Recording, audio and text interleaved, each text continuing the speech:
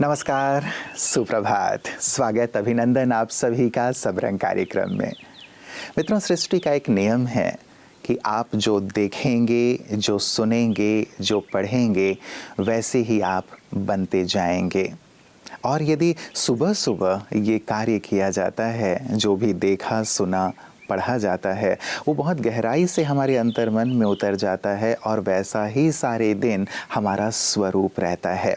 इसलिए इस बात पर हमें बहुत गहराई से ध्यान देना चाहिए कि सुबह उठते ही हम क्या देख रहे हैं, क्या सुन रहे हैं, क्या पढ़ रहे हैं, क्योंकि उसी का सारे दिन चिंतन चलता है, वही सारे दिन हमारे जीवन में होता चल रहा होता है। इसीलिए प्रतिदिन सुबह सुबह हमारी कोशिश रहती है कि एक सुंदर सुवाक्य से शुरुआत करें, ताकि ये सुवाक्य आपके सारे दिन को सुंदर से सुंदरतम बनाता चले। आइए देखें कि आज का सुंदर सुवाक्य क्या है। ओम शांति। किसी ने पूछा कि तनाव क्या है, तो इस पर एक महात्मा ने बहुत ही सुंदर उत्तर दिया कि तनाव हमारी अपेक्षाएं यानी जो हम चाहते हैं और हमारी वास्तविकता यानी जो हमारे साथ हो रहा है, इनके बीच का अंतर है। जितना अधिक अंतर उतना अधिक तनाव। इसलिए यदि आप जीवन में तनाव मुक्त होना चाहते हैं तो सबसे पहले अपनी इच्छाओं पर नियंत्रण रखें और अपनी वास्तविकता को स्वीकार करें, क्योंकि इच्छाएं यदि पूरी नहीं होती तो क्रोध बढ़ता है और यदि पूरी हो जाएं तो लोभ बढ़ जाता है। और ये दोनों ही विकार हमारे मन और बुद्धि की शक्ति को खत्म कर देते हैं, हमारे जीवन में तनाव और रिश्तों में मनमुटाव पैदा करते हैं। इसलिए सदा याद रखें कि अपेक्षाएं जहां खत्म होती है, सुकून वहीं से शुरू होता है। ओम शांति। मित्रों, किसी ने हंसते हुए कहा कि जवानी के दिनों में थोड़ा उछल कूद कर लिया करो, बुढ़ापे में तो सीधा चलना भी मुश्किल हो जाता है। सचमुच शरीर एक मशीन के समान है, जितना हम इसे इस्तेमाल करते हैं उतना ही ये दुरुस्त रहता है, और जितना इसका कम या फिर बिल्कुल भी हम यूज़ करना बंद कर देते हैं तो इसमें जंक लगने लगता है। इसीलिए हम शारीरिक रूप से श्रम ज़रूर करें, मेहनत ज़रूर करें, कोशिश करें कि ज़्यादा से ज़्यादा कार्य हम अपने हाथों से ही करें, अपने पैरों से करें, और ये शरीर अनवरत कुछ ना कुछ कार्य करता रहे। अन्यथा मशीनों के भरोसे यदि हम बैठ जाते हैं या सारे दिन ही बैठे रहते हैं तो फिर बीमारियों की शुरुआत हो जाती है। तो ज़रूर मित्रों, मन तो हमारा व्यस्त रहता ही है, लेकिन तन को भी व्यस्त करें, इससे भी कार्य ज़रूर लें, ताकि आप संपूर्ण स्वास्थ्य का आनंद ले सकें। और आइए इसी सुंदर बात के साथ चलते हैं आज की आपकी सेहत आपके हाथ की ओर। नमस्कार। कहा जाता है कि आपको अगर जीवन अच्छा जीना है, जीवन में कुछ हासिल करना है, कुछ प्राप्त करना है, तो क्या करना चाहिए? जैसे आमतौर पर कहा गया है कि ईश्वर का दिया कभी कम नहीं होता, क्योंकि परमात्मा वह सागर है, उसमें कभी भी कमी नहीं आने वाली है।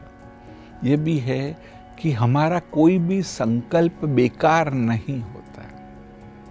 आपने एक बार संकल्प कर लिया, पॉजिटिव या नेगेटिव, आपने पॉजिटिव किया तो पॉजिटिव की ओर बढ़ेंगे, नेगेटिव किया तो नेगेटिव की ओर आप बढ़ेंगे।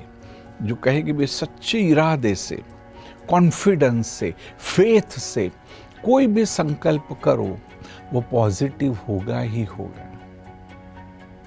और ये भी एक बात याद रखिए कि भल ये कहेंगे कि असफलता शब्द सही नहीं है, ये बोल सकते कि रुकावट आई, कि मुझे कहीं पहुंचना था, उसमें रुकावट आ गई। ये भी हो सकता है कि मैं गिर गया, परंतु फिर से आप उठ सकते हैं। जब कोई व्यक्ति ये कहे कि मैं असफल हुआ तो समाप्त हो गया, फिर वो आगे कोशिश ही नहीं करने वाला है। तो इसलिए असफलता जो शब्द अपने डिक्शनरी से हटा दो। और इसके लिए देखो, मैं आपको एक लॉजिक बताता हूँ। ये लॉजिक पर आप ध्यान देंगे तो भी जो मैं आपको यहाँ बताना चाहता हूँ आप कर पाएंगे। यह सोचो कि सफलता का विकल्प ही नहीं है। सफलता सफलता है और प्राप्त करनी ही करनी है। चाहे मैं 10 बार गिरूं, 50 बार गिरूं, परंतु मैं सफल होने ही वाला हूं। तो ये सब जो बातें हैं वो आपका उमंग उत्साह बढ़ा सकती है। और एक बार आपका उमंग उत्साह बढ़ेगा, आप सही रास्ते पे कोशिश करने लगेंगे। देखो, कभी भी कहेंगे कि असफलता नहीं है, सिर्फ आपको रास्ते को बदलना है। आपका जो जरिया है, हो सकता है कि आपका जरिया आपको बदलना पड़ेगा, परंतु कभी भी रुकना नहीं, या तो हार नहीं मानना। चलो रुके तो भी चलेगा कि थोड़ा समय मैंने रेस्ट की, कुछ नया सीखा, अभी फिर से मुझे आगे बढ़ना है। तो इन बातों को आप ध्यान में रख करके जीवन व्यतीत करेंगे तो आप देखेंगे कि सुख शांति तो है ही है, बहुत इजी है। और आज जो दुनियावी दृष्टि से भी व्यक्ति सफल होना चाहता है, वह भी आप प्राप्त कर लेंगे। नमस्कार। मित्रों, अपनी परिस्थिति को परमेश्वर को सौंपना सीखें, क्योंकि जितना हम सारे जीवन में कर पाते हैं, उतना तो वो एक पल में ही करने का सामर्थ्य रखते हैं। इसीलिए हम बोझिल होकर के ना चलते रहें जीवन में। ये भी एक बहुत सुंदर आध्यात्म की सीख है कि ईश्वर जो हमारे माता पिता हैं, उन्हें अपने बोझों को अर्पित करना सीखें। मन के बोझ हों, धन के बोझ हों, बीमारियां हों, जीवन की विपरीत परिस्थितियां हों, चिंताएं हों, भविष्य को लेकर के कुछ अनिश्चित भाव हो, इन सब को उन्हें सौंप करके जब जीवन में चलते हैं तो सचमुच जीवन का आनंद ले पाते हैं और साथ ही अपने सामर्थ्य को कई गुना बढ़ा हुआ महसूस करते हैं। और यही सुंदर अनुभूति हमारे विशिष्ट जन भी करते हैं, और इसीलिए वो आध्यात्म की शरण में आकर आध्यात्म को भी अपने जीवन में शामिल करते हैं। आइए देखें आज विशिष्ट की बातें विशेष में अपने खास अनुभव के साथ हमारे साथ कौन हैं। सनातन संस्कृति की पुनर्स्थापना हमें करनी है, जो आदि में थी, जिसे हम देव संस्कृति कहते हैं, जहाँ देवी देवताएं थे। स्वर्ग कहा जाए उसे, या दूसरी जितनी भी संस्कृतियां हैं, स्वर्ग का किसी न किसी रूप में वर्णन अवश्य है कि एक ऐसा काल था जहाँ की चारों ओर सुख थी, शांति, आनंद, प्रेम था, किसी भी प्रकार का लड़ाई झगड़ा द्वेष द्वंद्व नहीं था। उसको शायद हम सनातन संस्कृति कहते हैं, और उसकी स्थापना की आज आवश्यकता। राम राज्य भी हम उसे कहते हैं। सब नर करहि परस्पर प्रीति, गोस्वामी जी लिख रहे हैं। जी बिल्कुल बिल्कुल। लेकिन आज आवरण की जो बात आप कह रहे हैं, और जहाँ तक मैं उसे समझ पा रहा हूँ, ये जो हमारे पास बुराइयां आ गई हैं, अवगुण आ गए हैं, दोष दृष्टि आ गई है, या जाति भाषा रहन सहन का जो भेदभाव आ गया, इन सब चीजों को हटाने की आवश्यकता है। ब्रह्मा कुमारी जो प्रयास कर रही है, क्या आपको लगता है कि इससे ये जो आवरण आ गया है उसे दूर किया जा सकता है? ये लगता नहीं है, हकीकत है। इसी विधा से सबको एक सूत्र में पिरोया जा सकता है, दूसरा कोई विकल्प नहीं है। राजनीतिक लोग बहुत जुड़ जाएंगे, लेकिन आपसी सौहार्दता वाली बात सबको नहीं जोड़ सकते। द्वंद्व है वहां पर भी, सामाजिक द्वंद्व है। घर घर में, भाई में, पिता पुत्र में, पति पत्नी में जहाँ द्वंद्व है, वहां पर आज लाखों लोग एक सूत्र में पिरोए हुए हैं। सभी वर्ण और वर्ग के लोग एक साथ रह रहे हैं, ये बड़ी बात है। और इसी विधा में, इसी महाप्रवाह में पूरा वर्ल्ड जुड़ेगा एक दिन, और सब एक साथ अमन चैन शांति के सांस लेगा, और देवत्व समग्र विधाओं की स्थापना इसी ईश्वरीय विद्यालय से ही होगी। तो क्या आप ये मानते हैं और ये कहना चाहेंगे आज इस मंच से कि सभी को ब्रह्मा कुमारी जो राजयोग का एक दिन स्वीकार करना पड़ेगा? स्वीकार तो करना अवश्य पड़ेगा, जैसा आप कह रहे हैं। लेकिन क्या आप इस मंच से ये कहेंगे जरूर कि ब्रह्मा कुमारी जो राजयोग सिखा रही हैं, या जो ईश्वरीय ज्ञान दे रही हैं, उसे सभी जाति भाषा धर्म वर्ग के लोगों को सीखना चाहिए, क्योंकि ये नितांत आवश्यक है राम राज्य या श्रेष्ठ स्वर्ग की स्थापना? बिल्कुल सीखना चाहिए। ये नहीं सीखने पर ही द्वंद्व बढ़ता जाएगा, और शांति अमन चैन से लोग दूर होते जाएंगे, और ईश्वर से दूर होते जाएंगे। यदि ईश्वर से जुड़ना है, अमन चैन से जुड़ना है, शांति सद्भाव और प्रेम से जुड़ना है, तो सभी वर्ण और वर्ग एक साथ में आकर हमारे जो है ईश्वरीय विद्यालय की सीख से जुड़े, ये हमारा शुभ संदेश है।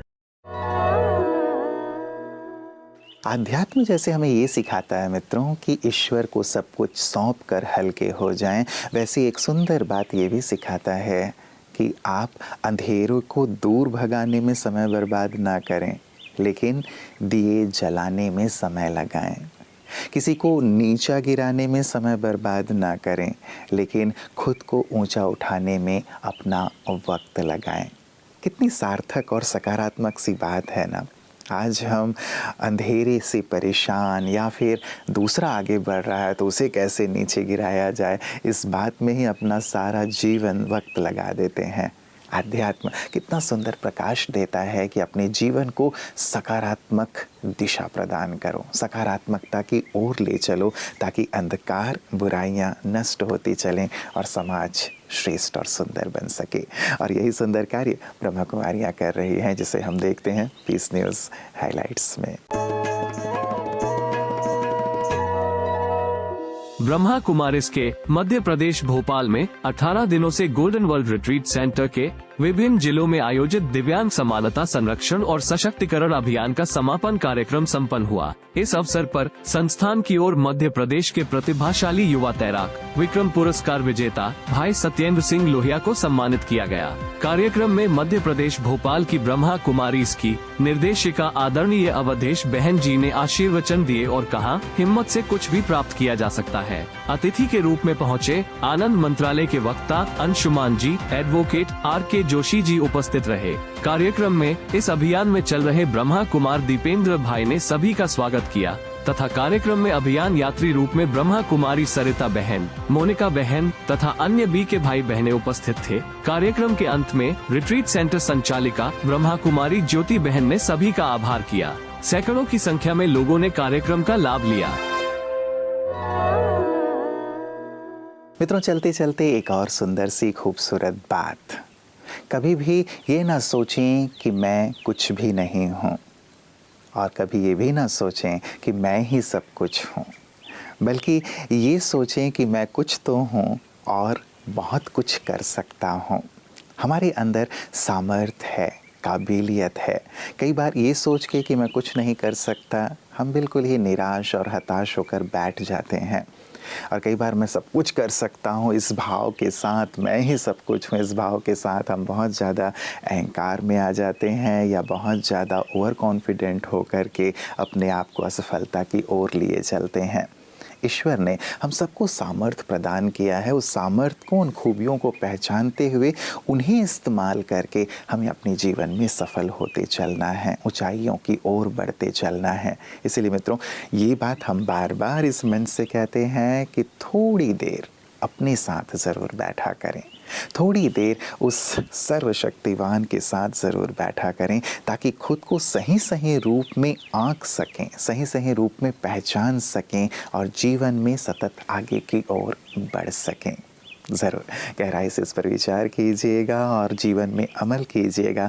हमारी हमेशा कामना रहती है कि आप जीवन में निरंतर आगे से आगे बढ़ते रहें। इन्हीं मंगल कामनाओं के साथ दीजिए इजाज़त। नमस्कार। ओम शांति।